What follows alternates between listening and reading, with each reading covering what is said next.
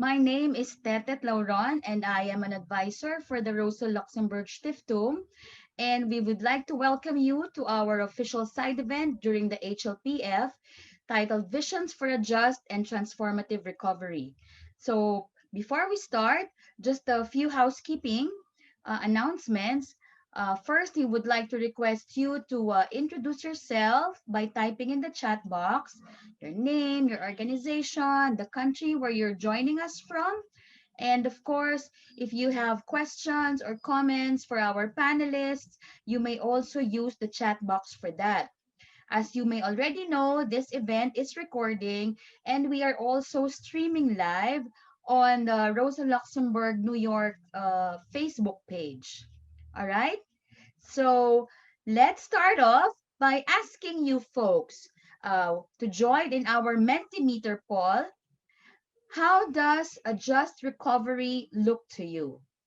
So you may click on the link in the chat box and put in your answers, and we will see what a just recovery means for everyone.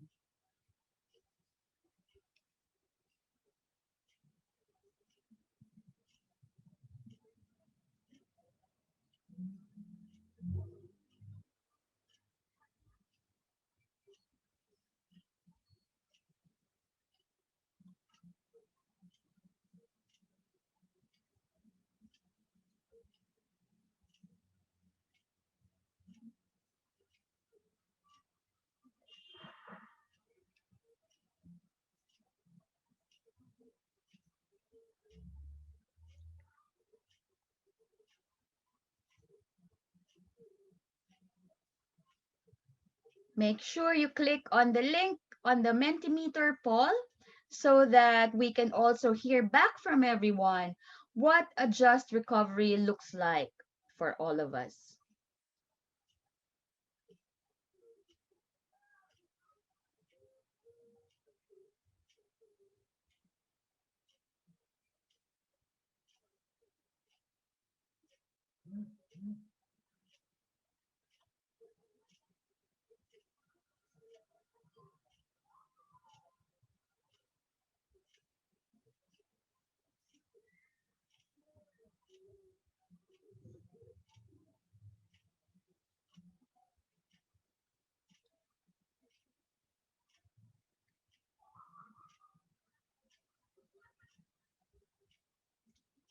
All right. You can still put in your answers. But so far, these are the responses that we've got. Um, Just recovery is about systems change, equity, overcoming inequalities, redistribution, human rights. Perfect. Lovely. Now, these are very, very key in our discussion this morning. And with that, we'd like to welcome everyone again to our side event that is jointly organized by Rosa Luxemburg Stiftung, the Center for Economic and Social Rights, and Bread for the World. So it's been 2 years now that the follow-up and review of Agenda 2030 and the 17 Sustainable Development Goals takes place virtually. This year's theme for the HLPF is quite heavy, but it's quite long also, but I wrote it down so as not to miss any word. It's sustainable and resilient recovery from pandemic that promotes the economic, social, and environmental dimensions of sustainable development, building on inclusive and effective path for the achievement of the 2030 agenda in the context of the Decade of Action and Delivery for Sustainable Development. Whew, that's quite a long theme, and I think it tries to put in everything at the same time, right? So there is broad agreement from governments, institutions, and other stakeholders that the pandemic has taught the important lesson that there can be no going back to business as usual. In practice, however, transformative actions have been thin on the ground. So with this side event, we want to take the opportunity to shine a light on short-term as well as long-term challenges ahead of us and the need for alternative visions for change on the, you know, on the scale that we need. So I'm very happy to now introduce to you our awesome set of panelists. And if you will notice, we are all wearing red. Well, yes, even orange is a shade of red. No? So we are all wearing red because as day one of the HLPF opens, this is also the part of the color campaign of the women's major group. So every day throughout HLPF, women, feminists, and their allies will be wearing different colors to highlight our demands. So day one of HLPF is about equitable recovery from COVID.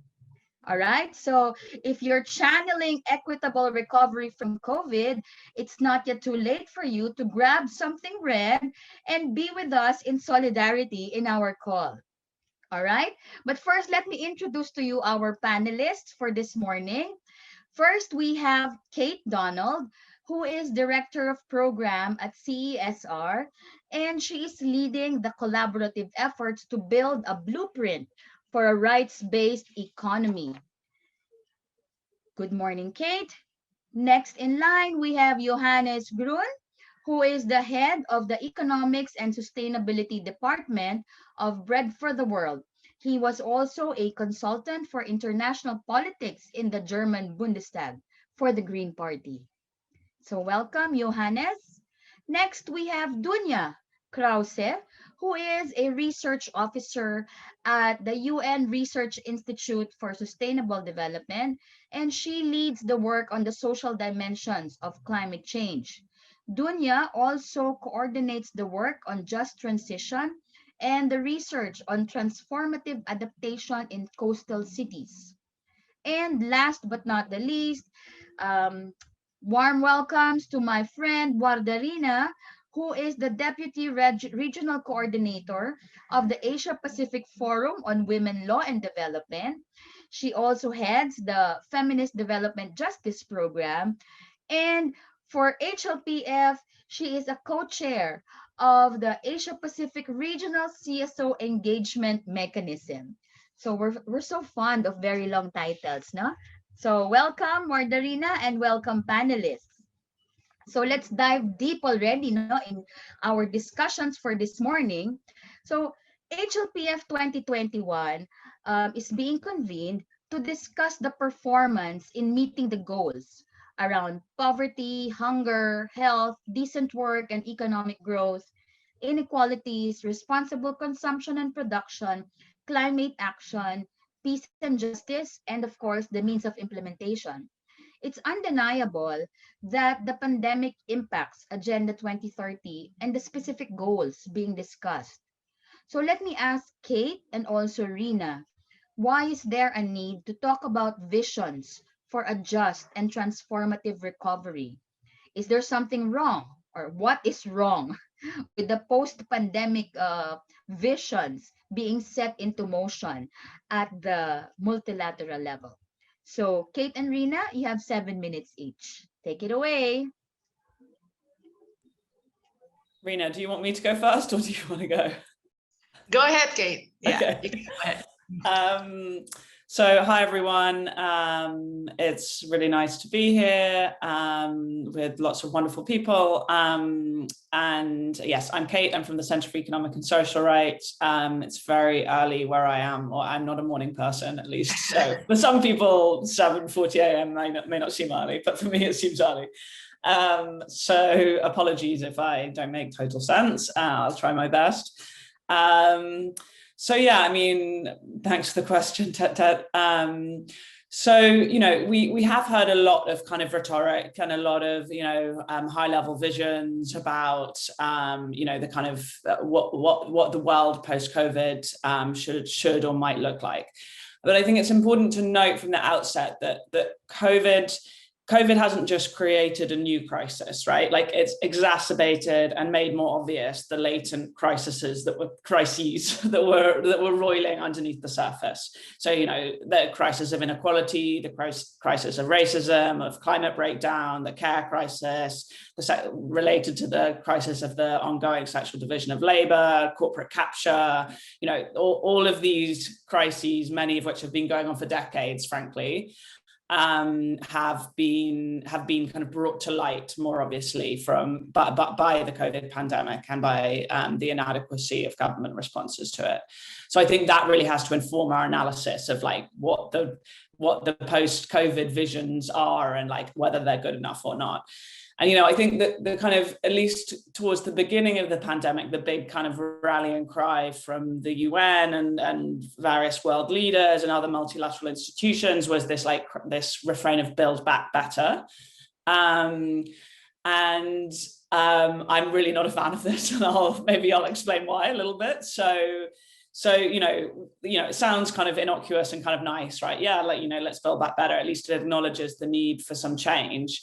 But, you know, so I'm gonna go word by word and explain why I don't like it. So first of all, let's start with build. So build, you know, a lot of narrative and framing experts talk about how build is like a very like male coded word, like it's all about kind of like construction, which is like a typically male dominated industry. And that has been, you know, and typically in recovery programs, those are the kind of industries that have been very prioritized, is like the kind of economic areas where men's work is concentrated. So that's my problem with build. And then like back is like, well, we don't want what was before anyway. Like what was before wasn't serving us or the planet. So we don't want that. And then like better, you know, okay, that qualifies it a little bit, but it's not enough. Like we need sweeping change, we need systems change, as some people said in the Mentimeter at the beginning. You know, we need something new. Like we don't just need the old thing, but kind of slightly better with some tinkering around the edges. We really need something new. And you know, this kind of recovery that the kind of most world leaders are talking about, it's kind of premised basically on this like market dominated, growth oriented neoliberal economic system. And I would argue that anything that is premised on that system is not going to be just and transformative. I think, you know, this system has proven itself time and time again to be, you know, unfit for purpose, to use more UNese, more UN language. You know, and you know, why is this? I mean, it's probably obvious to most of you here, but you know, it prioritizes profits over people and planet. It sacrifices human rights at the false altar of foreign investment and rising GDP. It makes public goods a commodity instead of a common entitlement, and it pits us against each other in this kind of zero-sum game.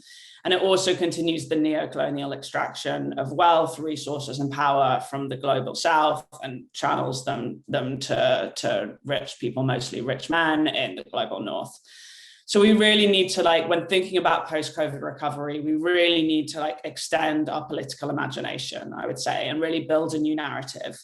And, you know, we also need to work as civil society, I think, on kind of coming together around, you know, not the lowest common denominator, but like coming together around some like core planks and some key ideas, because I do think some of the like fragmentation that we're seeing is a problem as well. And I, you know, also I would note as a human rights advocate, I would also note that many of these visions that we're seeing are like quite silent on human rights as well, which is disappointing. And I'll talk a little bit more about that later. I mean, just to close, I will just say recently there has been, I think, a bit of improvement in the rhetoric from some of at least the multilateral leaders, like the UN Secretary General is now talking about a new social contract, and the UN High Commissioner for Human Rights the other day was talking about like a human rights economy. And that for me is more like it. We at CSR are talking about a rights-based economy, and I'll talk a bit more about that later. But over to Rina now. All right. So I was like waiting for Tete to introduce me again, but seems like, you know, over to me already. Thank you so much. And then I'm really happy to be here. Just to give a background where I'm coming from, and then you know where my thoughts are coming from is actually APWLD, my organization. Where I'm coming from is a feminist membership led organization in the and then based in Asia and the Pacific. We are based in Thailand, and then we have like diverse members that most of them are really grassroots women organization that is actually really working on the ground, right? And then since the very beginning, even before COVID-19 happened, our members are the one who actually already really pinpoint the problem of the structural causes of women's oppression. Yes, we are talking about patriarchy, but also we are talking about the roots, structural causes of women's oppression is actually not only patriarchy, but how patriarchy is also reinforced by the neoliberal capitalism, the fundamentalism, militarism, and then also authoritarianism that we see a lot right now. So for us, having this COVID-19 crisis, not exactly the COVID-19 itself, but the crisis that is actually happening now is really not a big surprise, because we're saying that this is like what happened if we rely, we rely really on the system that is actually depend on exploitation, on exclusion, on extraction, and then also our narrative is really how we see that the COVID-19 is actually exacerbates all the systemic issue that we are talking on. So, but we do realize the COVID-19 global pandemic is really unprecedented crisis. It is really a tragedy of unprecedented proportion, and then will require unprecedented responses that unlike any government is actually, accustomed to. And then this crisis will change our society. I think that it already is. We hope that it can change the dominant economies and our political system. And then I just want to go back to what that said, that we cannot rely really on the existing system to solve the issue, and we can never go back. And then we can really never go back to the business as usual. So we actually, so what I'm going to say here is actually, there's a lot of narrative that is happening in terms of the just and transformative vision for the COVID-19 recovery. But I want to focus on whether that the high-level political forum, the one that we are actually attending right now, is actually really answering that. And then for us is like the one who have been engaging in the conversation of the ministerial declaration, the one that been engaged since last year, or since the adoption of the SDG. We know, for instance, that the HLPF is really carry on its shoulder the responsibility to really help the current highly unsustainable world that navigate its way to eradicate poverty and hunger and ensure ecological balance in decade. So it's not only about the COVID-19. Actually, the HLPF really needs to actually answer, the situation, the crisis that we have right now on the climate, on rapid biodiversity loss, and then also Kate mentioned about the inequality crisis and poverty. And then right now we even see like there's a really democratic crisis when there's a lot of attack to democratic rights. There's a lot of attack to the civil society and human rights defender. And then we can see how, a lot of government also using militaristic approach in addressing the issue of the COVID-19. So the problem that we are having right now is like the ministerial declaration that is in the discussion. So I'm going to focus on that in my presentation, which is the major outcome of the high-level political forum. And then we, as the civil society, we have been, like really giving inputs and our demands on how to the government to really act up, to address the issue of the COVID-19. Well, to be frank, and then to be honest, and then to be fair, the ministerial declaration has done well in several parts. For instance, that they have done well in identify the adverse impacts of the COVID-19 on economy, society, health, and livelihood. right? And then it's really highlighting the serious implication on the Agenda 2030 and achieving the SDGs. And then also there are a call, right now there is new from the previous ministerial declaration to really accelerated progress towards implementing the 2030 agenda. So they have like this new section that they call cross-cutting section, where they put gender equality, where they put human rights, where they put like support for the least developing countries, and then several other cross-cutting issues as an important part that we need to actually enhance and accelerate during this COVID-19 crisis.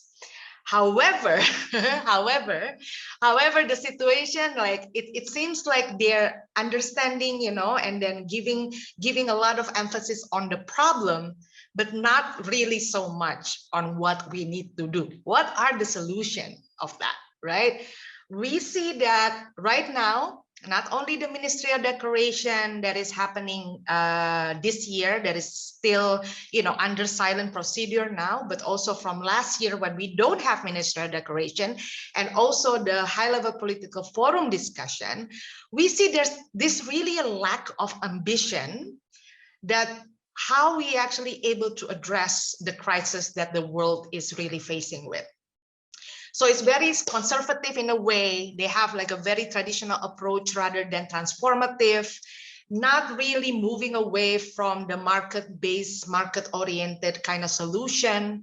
And then also only reaffirming old commitments. So they don't want to actually have something new. They keep on saying what is the reference for that new term. They actually refuse to actually talk about new ideas if it's not in the any of the resolution or the declaration of the UN. So for us, we think it's quite ridiculous, because right now we don't have, we cannot, just use the previous commitment and then the previous agreement. We actually need to think out of the box, right?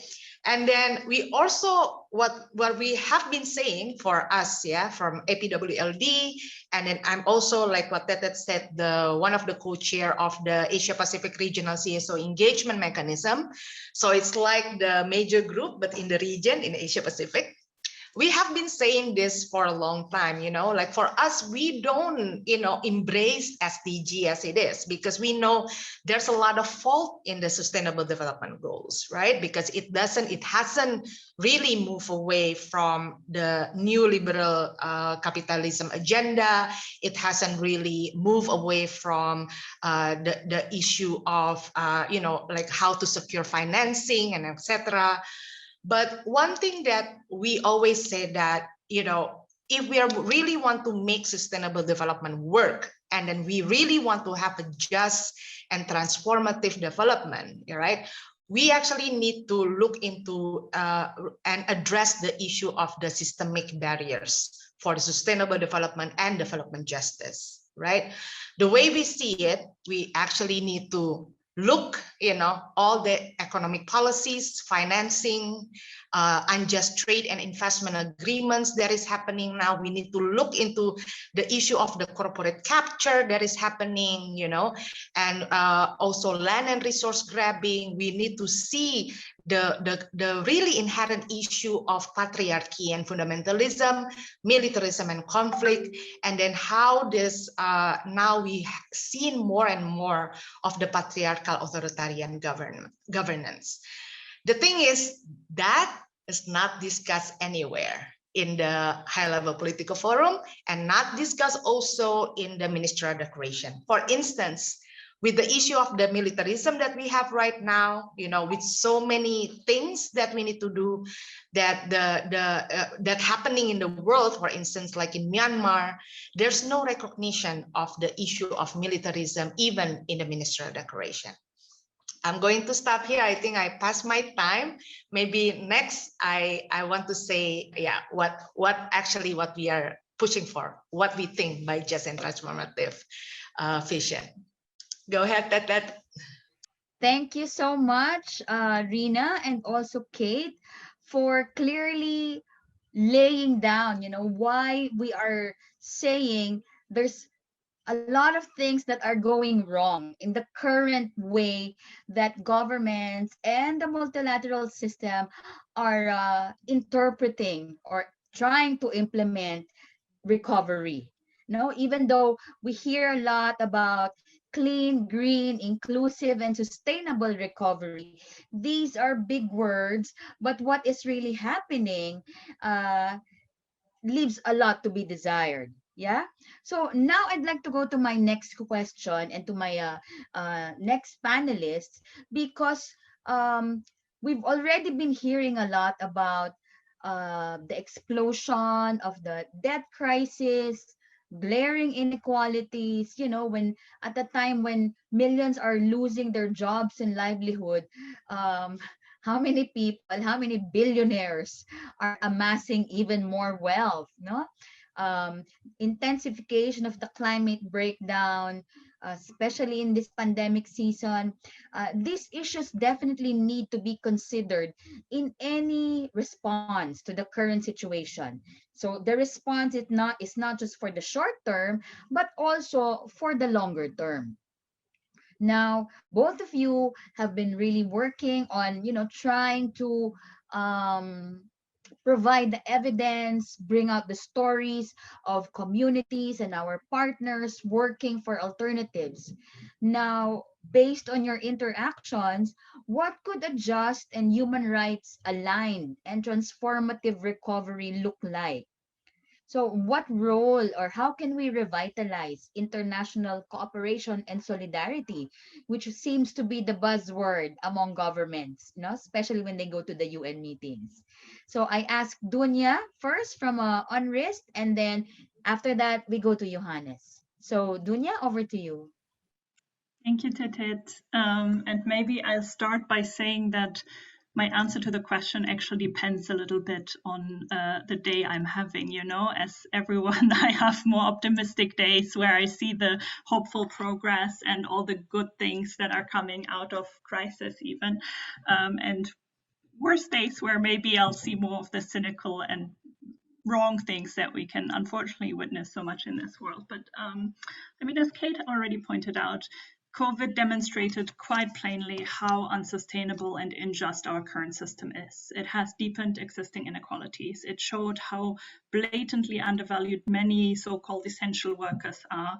And it also reinvigorated the North-South divides if we think, for example, of the distribution of vaccines and so on. And again, as Kate said, most of the problems that COVID brought to the front pages are not new. We knew that the healthcare systems in many countries have been struggling under privatization and tightening of budgets, that undervalues and overburdens healthcare workers. It can limit access to universal healthcare. We know that we have been exploiting and destroying nature in ways that jeopardize our own existence.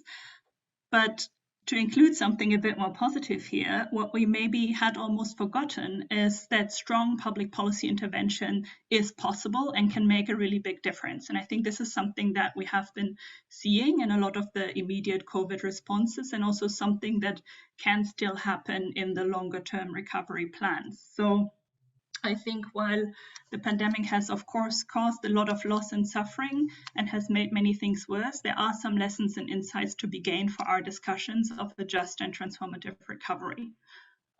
Again, there are different ways to look at this, and it might be useful to unpack the terms that we're using a bit, as I think, as you rightly said, there are buzzwords and many different people use them with different things in mind. So we talk about justice, transformation, and recovery. If we talk about recovery, to me, that means a recovery from COVID, so making it to a point where the restrictions are lifted and the impacts alleviated, not more and not less. One could understand it either as a return to a sort of pre-pandemic normal, or as a process that leads us somewhere different. This is important if we talk about both just and transformative recovery.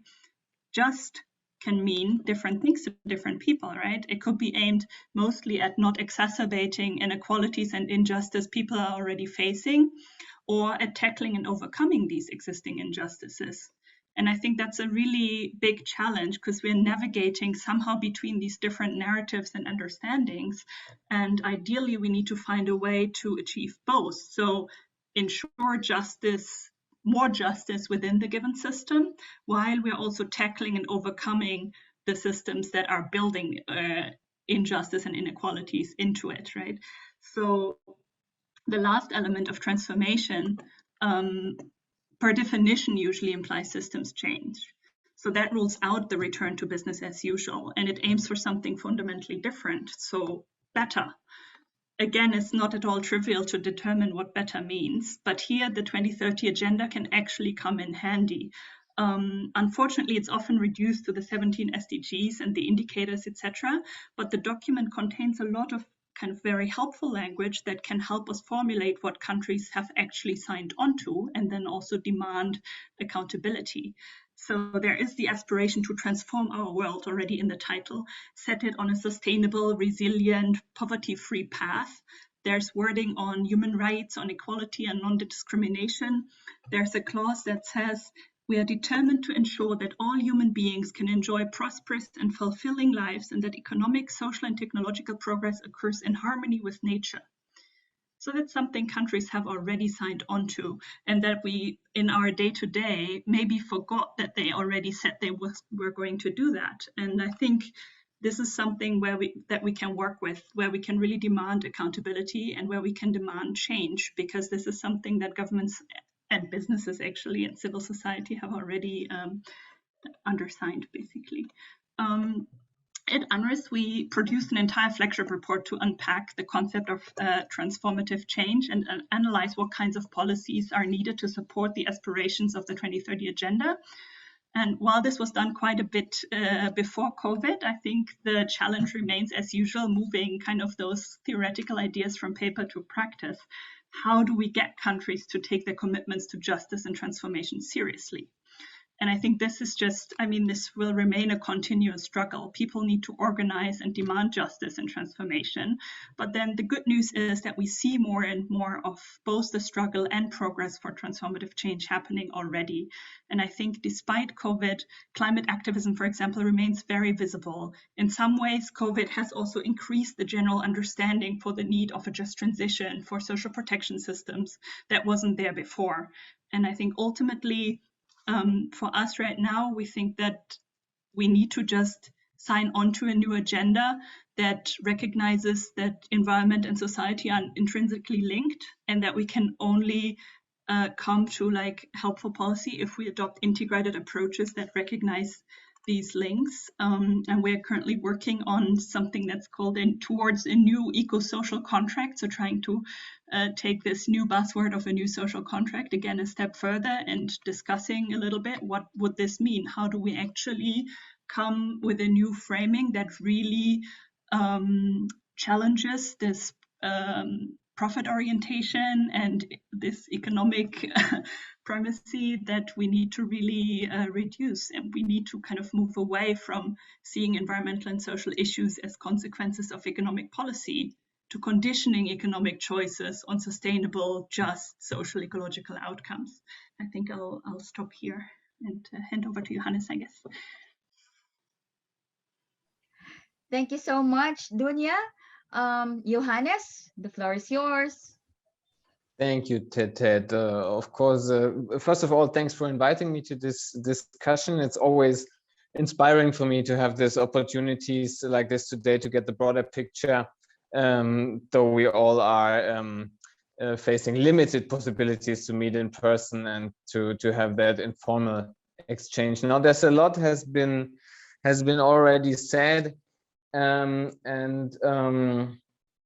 since we are meeting here today in the context of the high-level political forum, and the Agenda 2030 has, since its adoption, often been blamed for, being too complex, too weak, too broad, too non-binding, lacking, obviously, a rights-based approach in many ways.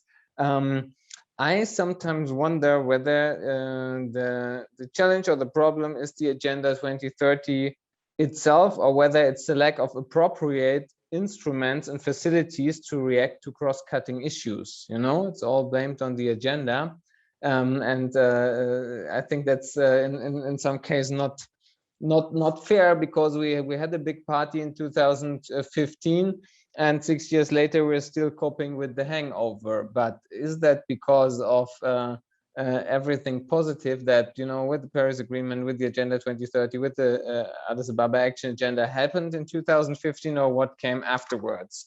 And now in these 6 years since our party, we have witnessed these two contrary developments. We have seen a fragile model of an economic hyperglobalization accelerating more and more, and on the other hand, frustrating decline of international cooperation on the political side, combined with, we all know that, the rise of anti-democratic and you all mentioned it, authoritarian backlashes that had a serious effects. And I just want to say that here again, not only on the level of international cooperation, but also harmful effects on civil society work in many countries of the world. And it's also quite necessary, I think, to bringing that back to fora like the HLPF. We have a shrinking space for our work, for the work of our partners in many countries of the world. Though I have to say that since we have all been frustrated with the sometimes non-existing level of international cooperation and the blockades on the ground, international cooperation has been very vital during those last 6 years, despite the Trumps and the Bolsonaros and you name it. And that was especially on a civil society level. And that is not to forget in this forum, because now we had this disruptive shock with the corona pandemic. And you know, what we have now and what worries me is this, I'd say, a crisis competition. And the crisis competition, and of course, whatever happens in this competition, urgency will win, which is all right in the current situation. But that you mentioned in your question, for example, the debt crisis. Now, 134 developing countries are critically indebted. That's not something that happened overnight. And now that the money is spent to react to the problems the corona pandemic has caused, there will not be much left for building resilience with regard to the effects of the climate crisis and to get out of that trap indebtedness causes. And now we have the numbers on the table. Climate-induced loss and damage is projected to total like $430 billion per year in 2030. No matter how many pandemics we will face until then.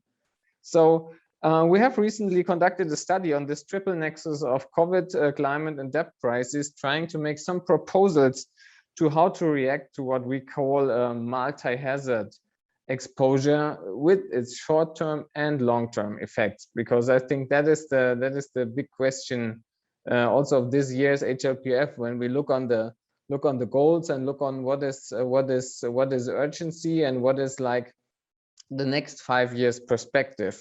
So in this case, like in many cases, of course, it's like a simple answer, but money is relevant. But really, in this case, money provided in the right way, not as loans that cause another debt service, but as grants or as long-term interest-free loans, and in a different facility that we had before. And I think that's something that we should focus on when we're talking about new instruments. Maybe system change is a long-term perspective, but instruments change is the short-term perspective, to my opinion. And we would strongly opt, for example, for a global resilience investment facility to address the resilience gap that has been so obvious now during the pandemic, combined with other crises. That was something that we provided in this study. So that's something really in addition to the existing funds for development finance and climate finance. And that would be maybe something like a facility that would really enable investments in resilience. And I think that's one piece of the broader picture that we need when we talk about, okay, it doesn't like the word building resilience, about building forward. I at least I'm ambivalent to the word building, but I like the word forward, because I mean progress is the case. Maybe I'll leave it with this. Thank you so much, Johannes. I also don't like building, but I like building back justly, building forward justly. No, let's not forget the justice component. So thank you so much, dear panelists, to all of your very, very insightful contributions. No, and I was just thinking as I was listening to all of you, it seems to me like resources is one big problem. No, every time during the HLPF, during the climate negotiations, it's always the sticky issue. No, and which led, I know, Wardarina coined it beautifully one HLPF. No, she said, how can we move forward? How can we have the successful implementation of the HLPF if the MOI, the means of implementation, is MIA, missing in action? No, because member states can talk about everything, but when it comes to resources, they suddenly, go silent or double count, triple count. And now that you've mentioned the debt crisis and the need for resources still, no, for pandemic response, for social protection, I think there are a lot of existing proposals already from civil society and also from some developing country governments around how do we mobilize those resources. No, for instance, it's not enough that we talk about debt service suspension, but really about debt cancellation. No, because it's actually uh, the global south which is subsidizing the wealth of the global north.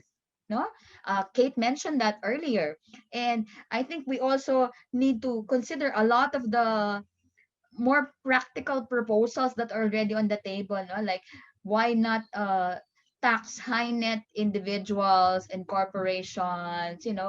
All of those illicit financial flows, etc., etc. But I'm becoming the speaker now. I'm getting carried away. Um, let me go back to being the moderator. So I ask all of you now. I have a couple of questions, and we also invite our friends, the participants. If you have questions or comments, please just do type in the chat box, and we'll make sure that these are responded to. So I have a couple of questions that I would address to all of you. Maybe you can pick out the question that speaks to you the most. Yeah. And I give you 3 minutes each for this round. Okay. So here are the questions now. How do we enable the transformation of global governance? Number two, what principles, actions, or incentives can guide us towards the systemic changes needed? Because systemic changes sound so huge, abstract. How do we now break it into bite-sized, chewable pieces? And my third question would be, how can inequalities and injustices be addressed? So shall we go the order that we came in, which means Kate, Rina, Dunya, and Johannes? Or he's giving me the thumbs up sign already. So I guess, Kate, it's over to you now. Sure, fine with me. And Tata, we love it. We love it when you're the speaker too. So please continue to be the dual speaker and moderator. I also totally agree with you that, very often it's where these like questions of resources is where the rubber hits the road and where the kind of rhetoric gets kind of conveniently forgotten, especially by global north governments. To try and address, I guess, to try and address the kind of the three questions, but mostly the question around like what principles and actions and incentives can guide us towards the systemic change we need.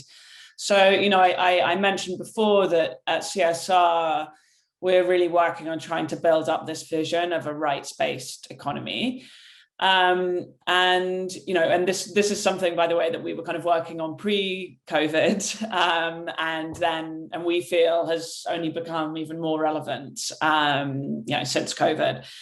So, you know, and this idea of like a rights-based economy or a human rights economy may sound kind of weird to some people, because we're not used to hearing about like human rights in the economy in the same sentence. You know, because like for many, and you know, that's I think that's partly a critique of the human rights movement in itself, or certainly the mainstream like international human rights movement, that like conventionally we haven't addressed economic questions head on, and we've kind of said like, oh, economic policy, that's something different, that's not what we do, you know, that's not human rights stuff. And certainly governments have said economic policy is not, that is outside of the realm of our human rights commitments, like it's not relevant, you know.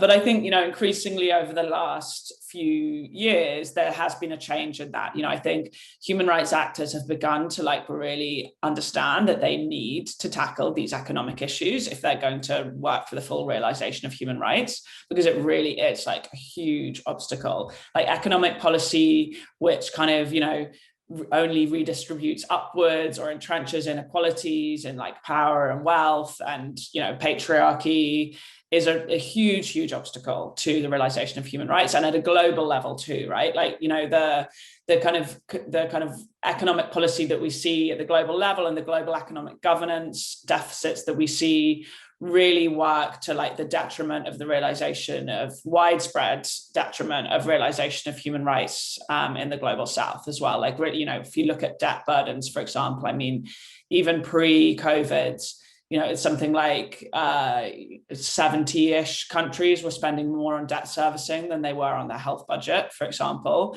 And like in a situation like that, how can you expect the right to health to be realized? Like, it's just not possible. So, you know, we're really trying to like work on this in this vision of a rights-based economy with an aim to like achieve, yes, a shift in policies, but also a shift in narrative around you know, what works in terms of economic policy, what principles need to guide us.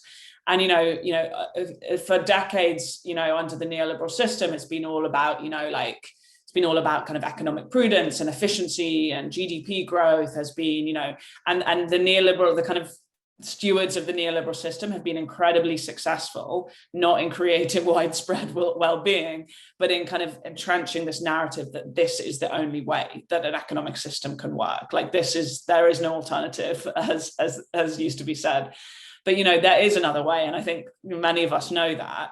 So we're really trying to kind of change the narrative about the link between human rights and the economy.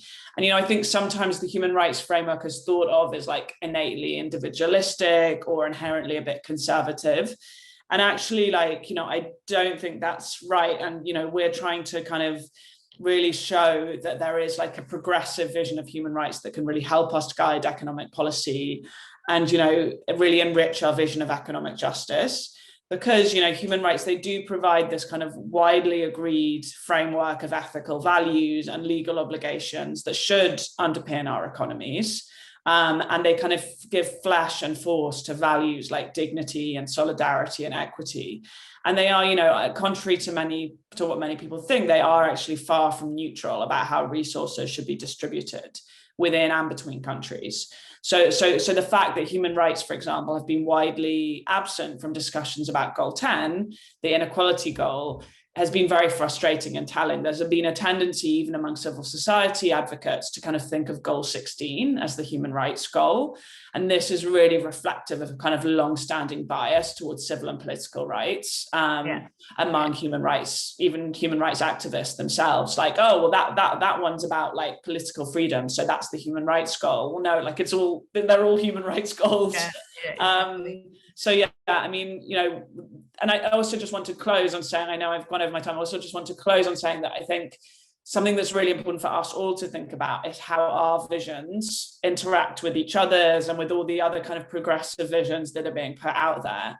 And I do want to say that the rights-based economy is like not meant to crowd out other visions. Like, it's really meant to try and kind of build on and enrich other visions, like the just transition, like the Green New Deal, like feminist economies, and vice versa, to kind of feed in and be fed by those visions. Anyway, I'll shut up now. I'll paste some links into the chat for anyone who's interested in exploring more about the rights-based economy. But looking forward to hearing everyone else too.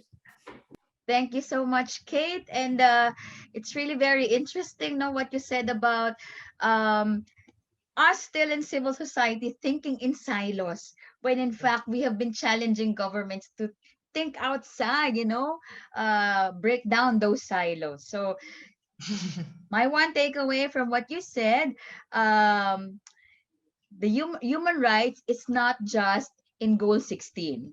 Should be, That's no? There's one thing that should stick in my mind. Human rights should be all across the goals, yeah? And which now leads me to Dunya, because you've been working also on yet another vision of an alternative economy. We've been hearing so much about just transitions. So can you excite us even more about just transitions? I hope so. I mean, I am still excited about just transition, but unfortunately, like in all the other realms, just transition is being used in many different ways, depending on who you ask and where you look. And I think for us, so actually with Rosa Luxemburg Stiftung support, we are running this Just Transition Research Collaborative, bringing together a bunch of people working as researchers and activists on questions of just transition. And we did like this mapping, basically finding that really there's a lot of potential within just transition. It can be used in a way to take justice seriously and to bring justice into climate action on the ground. There's a bunch of really grassroots organizations using just transition to inform an alternative vision for their local economies that are bringing together a lot of, environmental movements, but also labor unions, labor movements, and to try and come up with really a sustainable alternative that is built from the bottom up. It's gotten a lot of traction in recent years, and with that traction, I guess, also came a little bit of cooptation and use in more regressive or conservative terms, I suppose. So there's a bunch of policy approaches that are much more about protecting the rights of certain workers or protecting only fragment of the society rather than a comprehensive just transition policy. But I think I'm really excited with everything that's going on in a lot of, still a bit northern dominated, but in a lot of policy arenas, they're now talking about just transition and trying to come up with plans for just transition. So to really root the role of workers and communities in the responses to climate change. And I think that's something that I find really exciting, and that has, again, a lot of potential for civil society to also make demands and to say, like, no, this is not what we mean when we say just transition. You need to take justice seriously. And I think it's really tricky because it's not easy. There's not an easy indicator that can assess and measure what justice is, right? And I think that's really something that makes it fall off the radar too often because we are too focused on the numbers, unfortunately. Thanks very much, Dunya. And I like it when you said how easily, social movements, civil society proposals, once they go mainstream, that's also, it works both ways. It can be a positive thing in terms of buy-in, but it's also very dangerous because it can be diluted and co-opted. Just like sustainable development used to be a movement concept, now it's so mainstream. Just transition and even climate justice is now so mainstream. So I don't know, but very good words of caution for all of us, no? Rina, what's your take on all of my questions earlier? Okay, all right. Just to respond to what you said, that about how easily it got co-opted and etc. But I think that if we use the word just, or justice, right, and then we are very true to the meaning of it, like we can actually, it can actually be strong, like for instance, like for us in EPWLD, also together with our, Asia Pacific civil society movement that we have right now, more than 800 organization already, we actually adopted what we call the development justice perspective or model, right? And then it's really, really coming into the notion of justice. So that is actually what I want to introduce right now, which is like when we are talking about justice, we actually need to recognize the injustices first, because right now a lot of the government, a lot of the UN discussion always say, oh, let's not talk about the problem, let's have more on the solution. But we actually need to understand and identify what are the systemic problem that is causing that, right? So the identification of the injustices is important. The actors that is actually causing injustices is important, but also the important part of development justice is also about remedy, right? About how we actually able to obtain, like some remedy from what have been wrong to make it right, right? And then it really encompass the issue of accountability. So for EPWLD and also for the movement in Asia Pacific, that's it. We actually like pushing for development justice. It also encompasses all of our, like just transition is also part of it. The right-based economies is also part of it. But what we are trying to say is actually it need to be framed in the 5 transformative shift. And then this is what important for us. We cannot have development justice if we don't have redistributive justice, meaning that it really aims to redistribute the resources, wealth, power, and opportunities to all human beings. And then how we dismantle, this is very important, the system that is actually channeling the wealth, power, and resources coming from the poor country to rich country, right? We want to dismantle those channels. We also want to dismantle the channels that, bringing inequalities or having more, the power dynamic from the women to men, and etc. And then we talk about redistributive justice when we talk about the progressive taxation, when we talk about, hey, we need to have a global tax floor, or when we are saying that we need to shift military spending to the public services, for instance, or how we need to actually tax the high net worth individuals, right, to actually, really fund all of this, like the crisis that we are having right now. We also talk about economic justice. That's number 2, which is like what the aim is actually, how we build an economy that work for the people, not people working and exploited for the economy. We also talk about social and gender justice when we really want to dismantle all the existing system that is make discrimination and marginalization, environmental justice, and accountability to the people. So that is the 5 transformative shift that is actually for us, it's not new. It's actually something that already there. It is something that actually built from the community-driven economies that focus on well-being of the people and the planet. And then the whole idea is actually to have a shift from the global overconsumption and to ensure the right to development, and also must include redistribution of the existing resources. So yeah, I'm going to give it back to you. Thank you so much, Rina. Don't give it back to me. I pass the ball to Johannes now. Thank you, Titit. I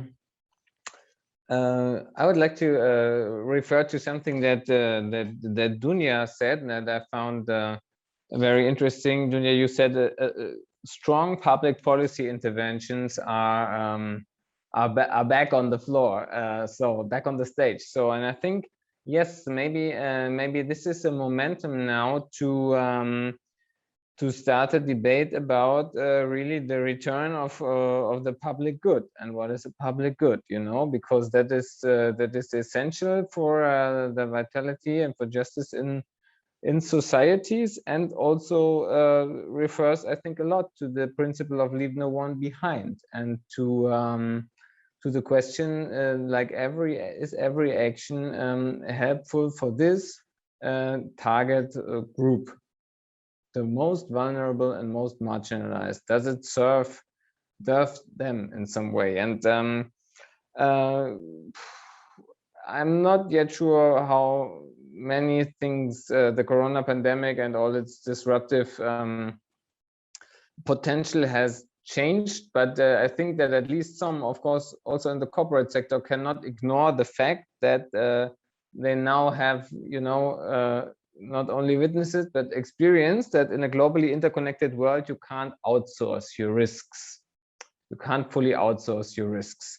That does not mean that they're not reluctant to react to this, but I think there might be some systemic change, not due to any intrinsic motivation or higher goals, but at least to a new kind of risk analysis in some fields of policy, as well as in the corporate sector. I don't know how sustainable that will be, but when we talk about like principles and actions, of course we should. It starts at the domestic level, and it means that we need to have a sustainability check for legislation, for budgets. Maybe we also need a leave no one behind check for legislation, for budgets, for political decisions. But Ted, you mentioned the debt suspension. Yes, I see the necessity of debt suspension and of debt cancellation with regard to the case, but it's also pretty clear, I think, when we talk about principles and incentives, that every new investment has to be, for example, aligned with the Paris Agreement. So it's so debt cancellation and also debt suspension is the one side of the story, but also the question when we I don't say build back forward, I say when we push forward. How does it sound to you? When we push forward, that is, of course, also questions of conditionalities. And I see that these have to be then very much in line with the Agenda 30, with the Paris Agreement, and with human rights. So that will not be that given in any case, also not for governments in the global south. I would, yeah, I guess. Maybe I'll leave it with that. I could say a lot about the comeback of multilateralism because I'm a big fan of multilateralism, but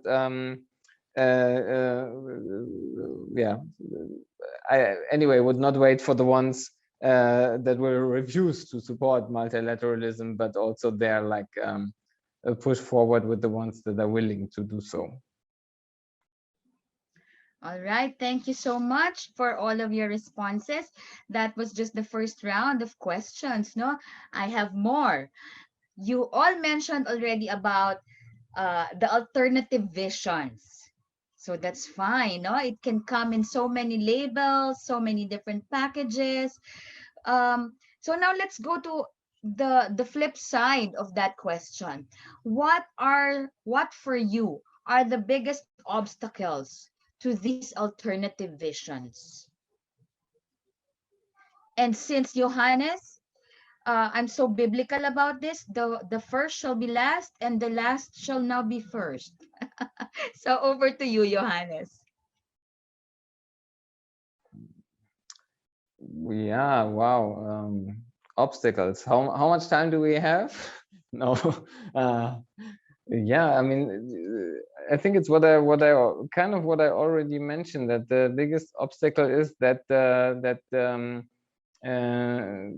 unintended consequences do not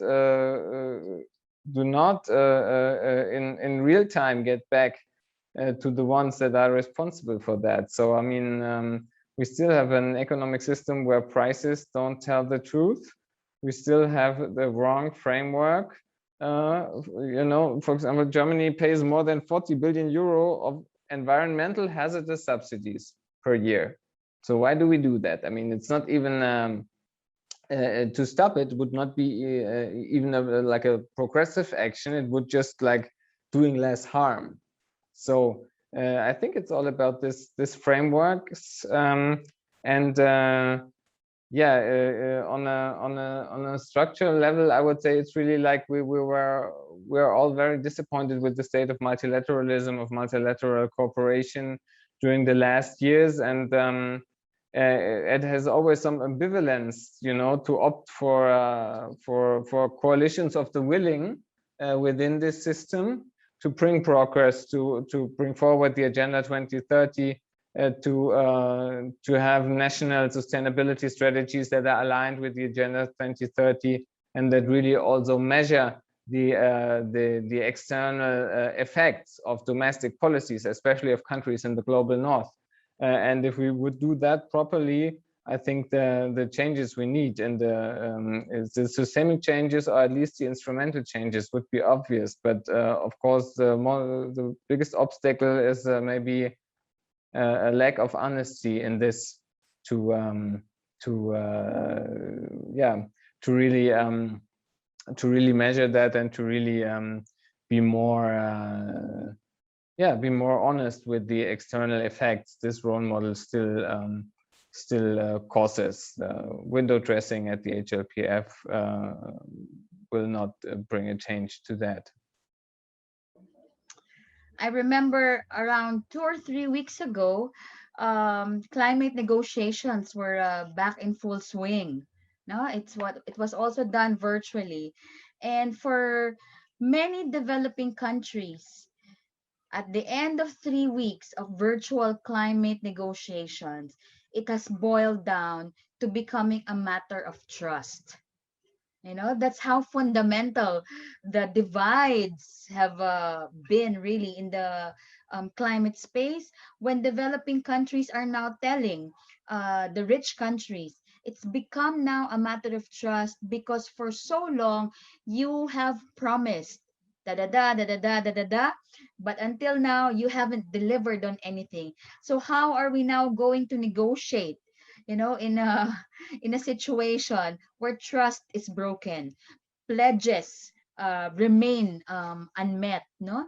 And I think when you mentioned something about honesty, now it's about trust. It boils down really to what are the fundamental values and how we live up to it. Yeah, I don't know whether that is biblical, Ted, but can I say trust is good, but accountability is better? I'm sure you can find that somewhere in the Old indeed, you can Testament. I'll always look it up for find you. that somewhere. So this is becoming interesting, no? Kate, Rina, I don't trust that you also want to go biblical, but you can also draw from a lot of the narratives and stories of struggles of strong women on the ground. All right. So, Kate, maybe this time.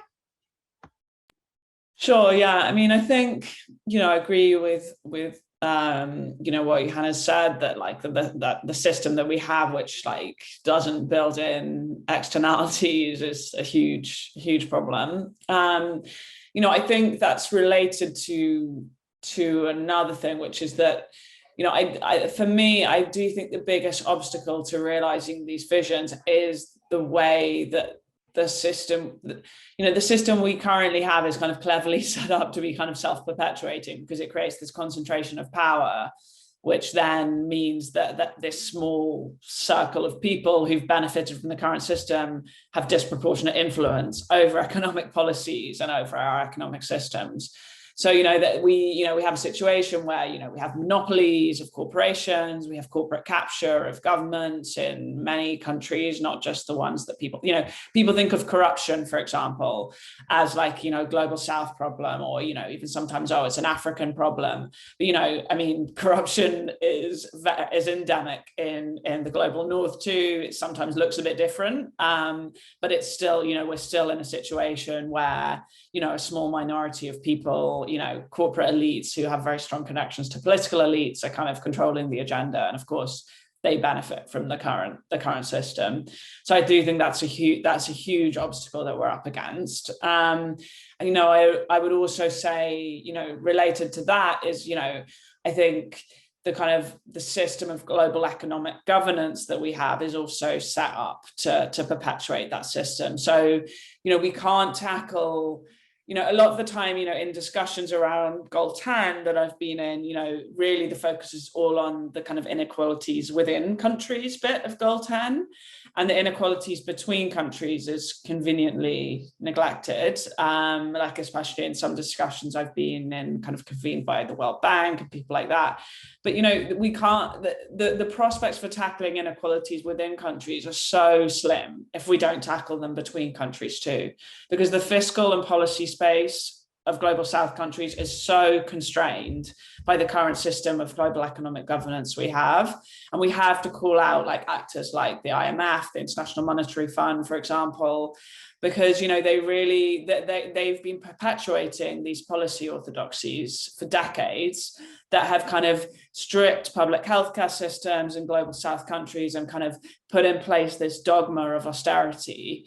And, you know, and you know, despite all the rhetoric in the SDGs around, you know, tackling inequalities and investing in healthcare systems, for example, like, you know, we haven't seen a fundamental shift in what that, you know, the IMF has changed in some of its rhetoric, and that's really encouraging to see, and in some of its research and kind of high-level policy recommendations. But in terms of what the IMF is recommending to governments or requiring of governments that they're giving loans to, we're not seeing a fundamental shift, and that's like totally incompatible with, you know, the SDGs, let alone the kind of, you know, even more transformative world that we want to see. So I do think that these questions of like concentration of power and around like global economic governance and, you know, who holds the power in that system are really important to acknowledge and to fight against. All right, Rina, your take on this?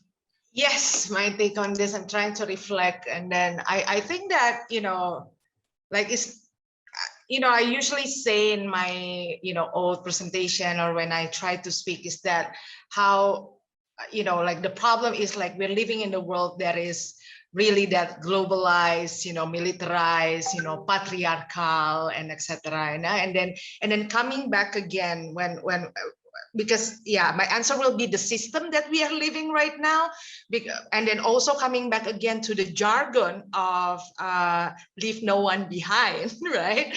Because that's the jargon that the SDG said. Sometimes we reflected and like, okay, it sounds good, yeah, leave no one behind, we don't want to leave people behind, but it's just the problem is sometimes that, you know, communities are not forgetfully left behind. You know, they are not we forgot to actually include the migrants, now we are going to include them. But the thing is, the system that we are living right now is actually really based and depend on exclusion and depend on exploitation from one group to be invisible so the other can, you know, can actually be ahead, right? So that's the system that we are living in, you know, in terms of economy, in terms of the cultural, in terms of the political. So that is something that we also really reflect and then really needs to change. I think that what is also one of the thing right now, especially us coming from the global South countries, right? And then we are facing a lot of issues every day. You know, when we know that the government facilitate corporate capitalism by reducing public spending, privatizing our public assets and services, you know, reducing any regulation on business and industry, promoting cheap and flexible labor, signing trade agreement and taking corporate donation to political party that is happening, right? But also in the same time, you know, we have that issue, but we also have the issue of the authoritarian regime, right? And then we know, like for instance, like this issue is also because of the global, you know, sort of like the global economic governance that we have, but we also cannot forget there are some, unjust social and cultural norm that we also need to tackle and address, like patriarchy, casteism, and etc., feudalism, and etc. So I think that's how I see it, like it's very broad. That when we talk, we need to fight, we need to make a system change, but to be frank, that we need to really know, like, what is system that we need to change, right? Yeah, that's my answer. Wow. There is no easy answer to that question, no? But thank you so much to the panelists for really, putting out on the table a lot of different perspectives, no? But it all boils down to the need for deconstructing. No, we don't like constructing because it's so masculine, macho. So we would like to deconstruct in order to reconstruct. No, so in that process, of course, there will always be the role of international cooperation, international solidarity. And Johannes mentioned earlier that he's a big fan of multilateralism. So maybe I ask you three now, no? What are the hopes or what are the chances for reforming the multilateral system? Is there a chance at all? Because all of you spoke about how the corporate agenda, has creeped into the UN system. How actually um, it's not really the governments per se that are running the show, so to speak, no, but it's the corporate capture of the development agenda. So how do we reform the multilateral system, or let's hit the nail on the head, how do we reclaim the United Nations for the people? And the big fan of multilateralism, I go to you now, Johannes. Maybe you have some ideas already brewing in your head.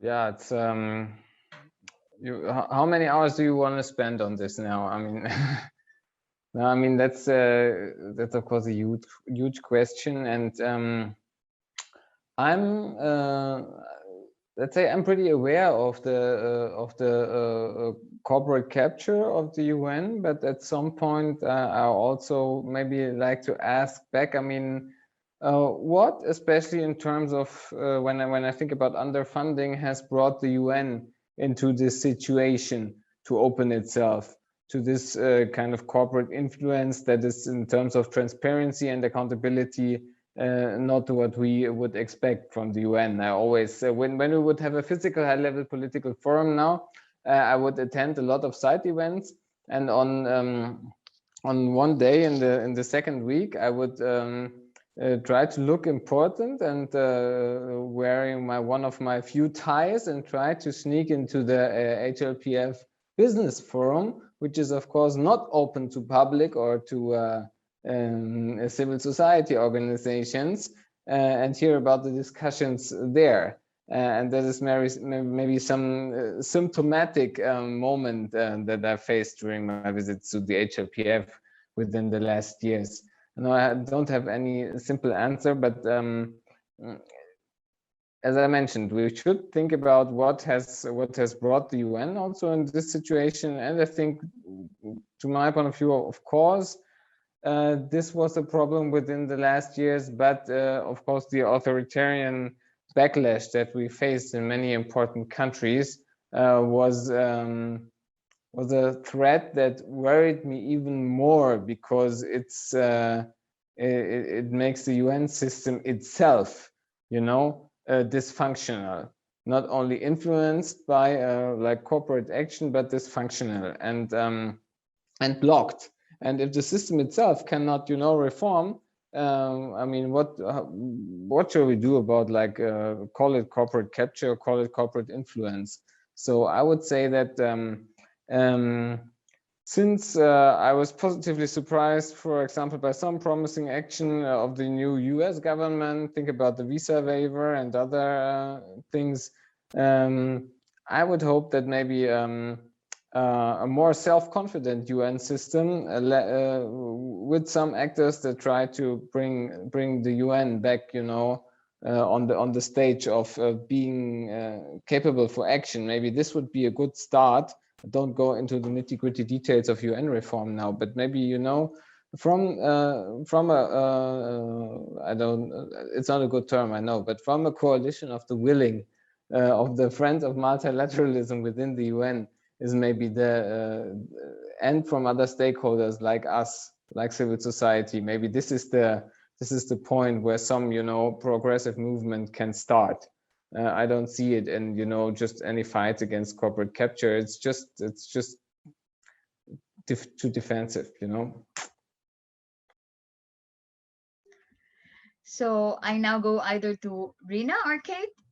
Who wants to respond to that question also? I can go, Rina, let's go with you. Yeah, no, I mean, I really agree with what Johannes said about the, you know, about when the HLPF used to be a person, and about the very obvious disparity that you would see about, you know, the treatment that, you know, like you would be in like one of the kind of more cramped, very unglamorous kind of conference rooms, you know, listening to the voluntary national reviews with kind of civil society like crammed in on the balcony. And then, you know, then the business forum is going on in the, like, you know, Security Council chamber, or like, you know, one of the fancy rooms, and, you know, like, you know, and all of the high level government people are there, not at the voluntary national reviews. Like, it was a very clear display of like where the priorities are.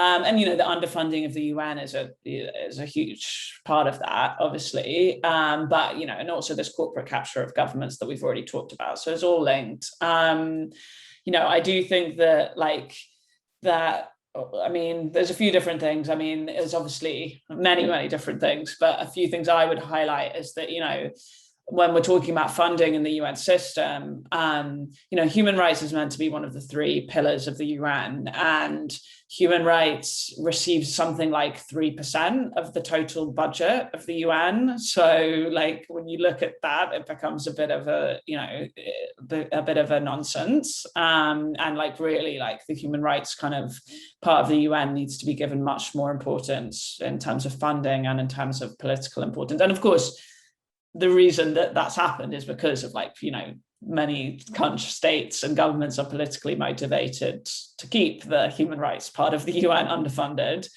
I would also say, you know, that what we have currently at the UN, although it has, and, you know, okay, when I say currently, I kind of mean pre-COVID, pre-virtual, is very far from like meaningful civil society participation. You know, it would be like, oh, civil society, you get a 2-minute slot to speak, you know, at the end of this like long, you know, diatribe of various different kind of soft pedaled state interventions. And, you know, oh, and you know, you have to speak for the whole of civil society in your 2 minutes, you know.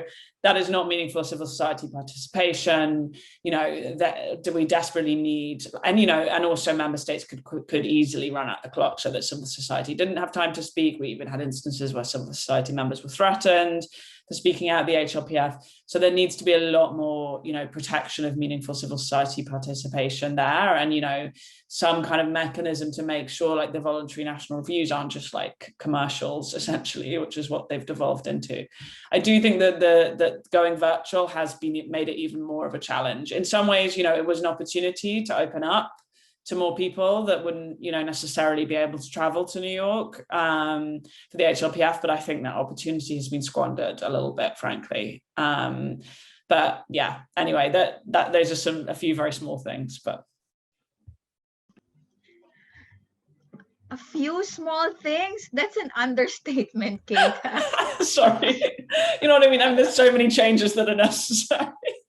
You know how difficult it is to have even a tiniest bit of change in the UN system.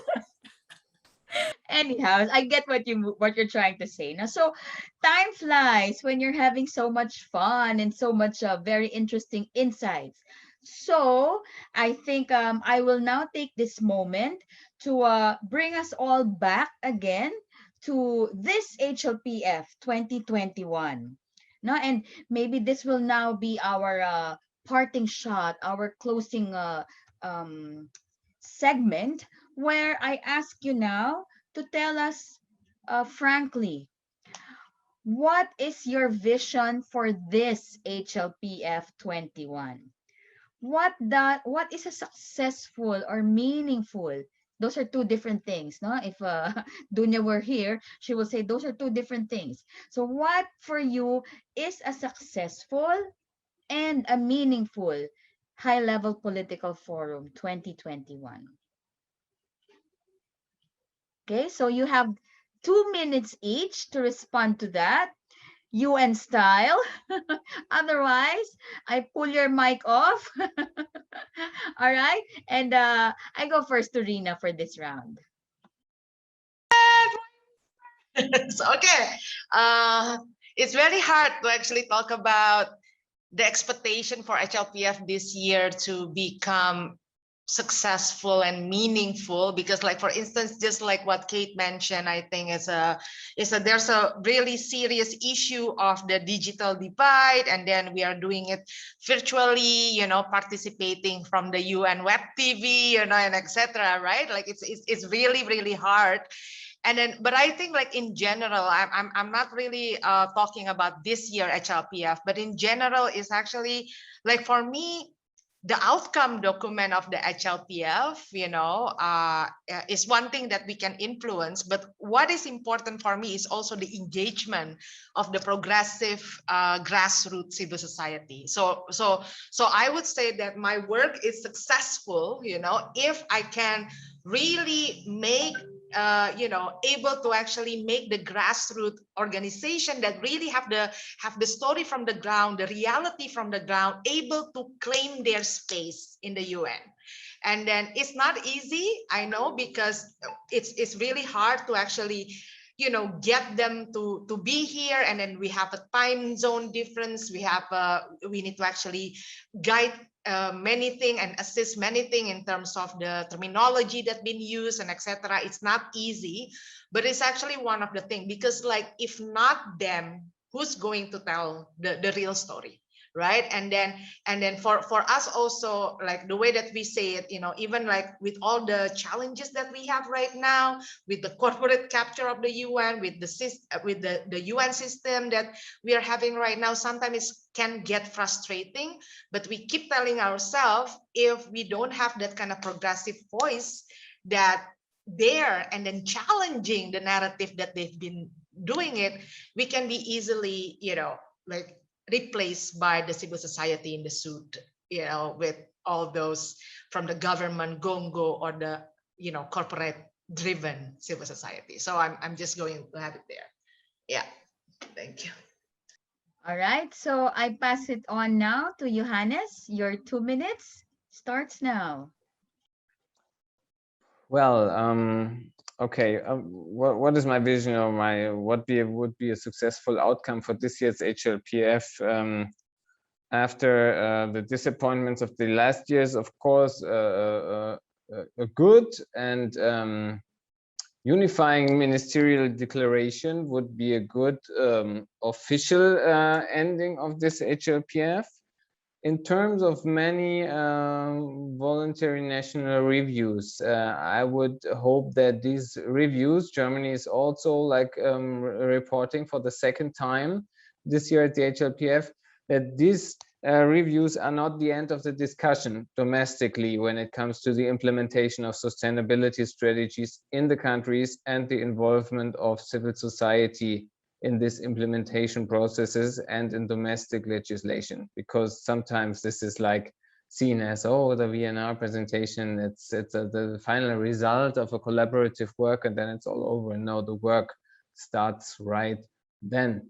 So that would be and of course now, I mean, we have the second year where we have an HLPF with no real public sphere and no informal discussions around. I mean, we have wonderful events like this that can be organized because we all have been connected in a way. We know each other and we have had good collaborations in the past. But yeah, it's a successful HLPF when events like this prove that civil society organizing around the Agenda 2030 is still vital and still well organized, and we don't lose anything during these 2 years. That is important for me, and that will be a success at those times.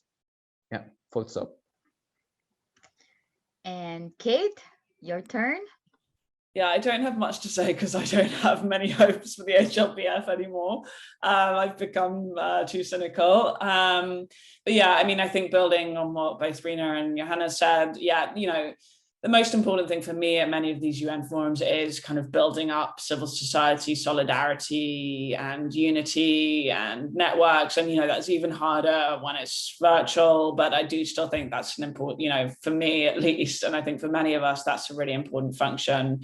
And, you know, I'm always inspired by the kind of creative activism that I see around the HLPF, especially from the women's major group with the dress code and other things.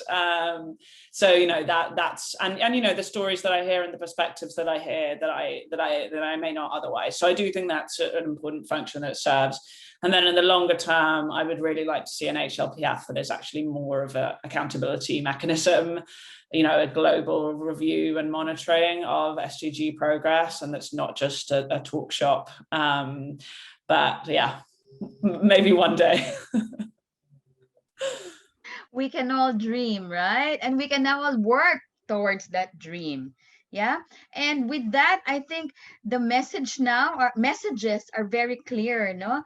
Unless and until the HLPF really addresses the systemic and the structural barriers, whatever solutions that are being discussed in this space is not really, you know, just nor transformative.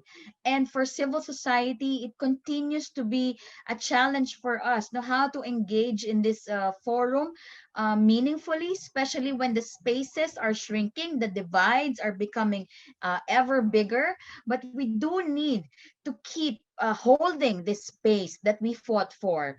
No, whatever little space we have at the UN, at the HLPF, was not handed to us on a silver platter. We had to struggle for this, so that I think with that in mind, you know, we just have to keep weaving our dreams, making our noises louder, coming up with even more creative, disruptive initiatives that only civil society and social movements can come up with. So with that, we'd like to thank our dear panelists, Kate, Rina, Johannes, and of course, Dunya. Many thanks for being part of our side event for this morning, the first day of HLPF. And we also like to thank everyone who has attended this session. It's very challenging, and we will also be streaming this and sharing this over social media on Facebook and on YouTube, so that people who have competing priorities, let's put it at that, no, will still be able to be part of this conversation. So many thanks, and this has been Tetet Lauron from Rosa Luxemburg Stiftung. We'd like to share with you as a parting gift, no, the Mentimeter poll that we started our side event. Now it's more populated, and we'd like to request Maria to share the Mentimeter as we say goodbye, everyone, and see you at the HLPF. And thanks to the wonderful moderator, of course. That, yes, thank you, Ted. As usual, thank you so much. And also to the Rosa Luxemburg team as well, to Maria and Till. Thank you. All right, thank you so much. Just recovery is human rights, people power, decent work, whole of society approach, freedom, solidarity, reparations, democracy, just transition, social inclusion. And with that, we thank everyone, and looking forward to future collaborations. Bye.